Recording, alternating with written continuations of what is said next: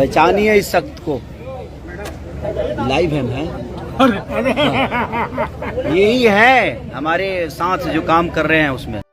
और thank you so much कि आप लोगों ने इतना प्यार भर भर के दे रहे हैं संघर्ष 2 को, और ऐसे ही देते रहिए ताकि बहुत, मुझे लगता है बहुत दिन बाद एक चेंज ओवर हो रहा है। तो अगर आप लोग प्यार और आशीर्वाद, हाँ अश्लीलता से हटके चीज़ें हो रही है, तो ऐसी चीज़ों को आप लोग अहमियत नहीं देंगे तो शायद हम कमज़ोर पड़ जाएंगे।